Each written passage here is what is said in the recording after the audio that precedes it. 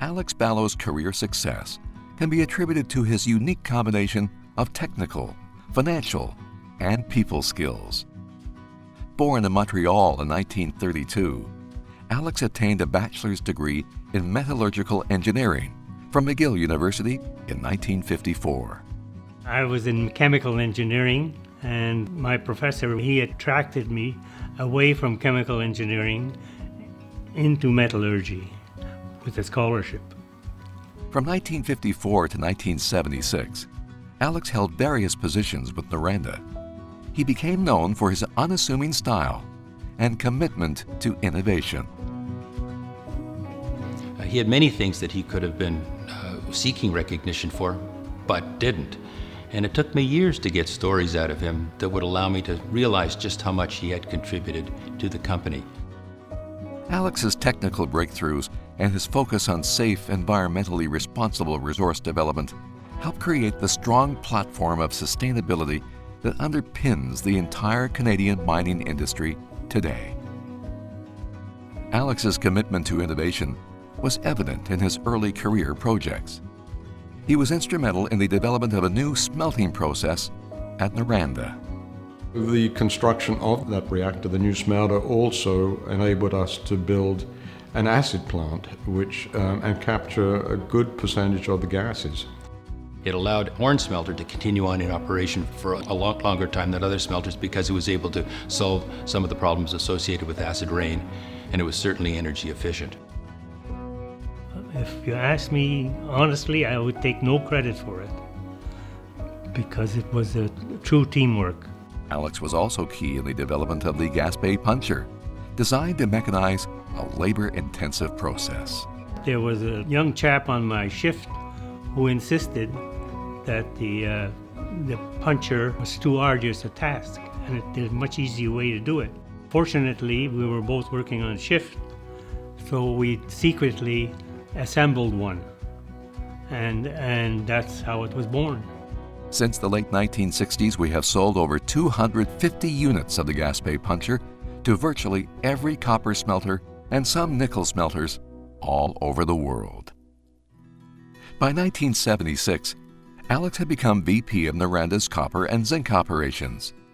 In the late 1980s, he was the principal negotiator in the acquisition of Falconbridge. We were sitting at a Noranda board meeting when one of the secretaries ran into the office saying that somebody's calling. It was a company called Trelleborg. They wanted a partner because they couldn't afford all of Falconbridge. Within 12 hours, we were on a plane. We liked each other right away. We trusted each other. And within 2 days, we had closed the deal to buy what turned out to be one of the biggest operations in Canada. That deal changed the course of Alex's career as he became CEO of Falconbridge and also president and CEO of Noranda.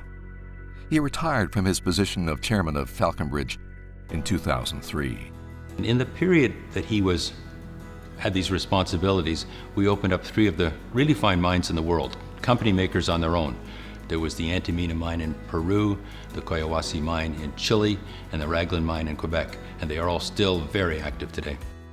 Alex was also a big supporter of Noranda's research center. At one time we had 100 researchers.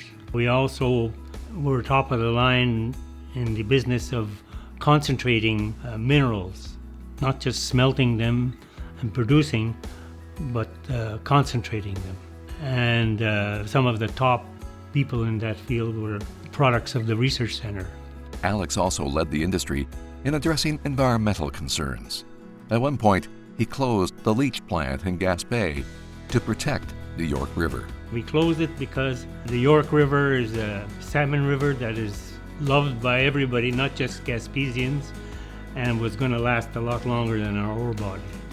Alex attributes his success to what he learned during his time living in small towns, where he took on community and family challenges. He calls his son Lou the heart and soul of the family. One of our children is afflicted with Down syndrome, and that's one of 4 children. So we had a problem with schooling for him. At the time, we were living in Rouyn-Noranda. where we had to drive him 40 miles in blinding snowstorm to get him to a school where they would accept him. Now in Oakville, he's sitting pretty. While in Gaspé, Alex helped launch and was the editor of a local newspaper for 8 years that had a circulation of 2,000. So you ran the Voyageur newspaper. And is that you in the photograph? Yes, that's me. And I'm actually doing a headline there because we were using the offset process for printing, which was pretty well pioneering work for newspapers. Following his retirement, Alex went on to work on 19 company boards. He is recognized as being a great mentor throughout his career.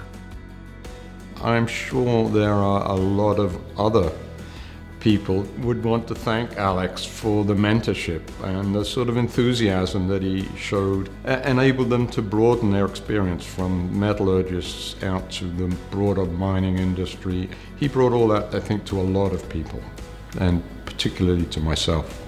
His impact is still felt today, years after his retirement. Ahead of his time in many ways, his countless innovations benefited both workers and the community at large.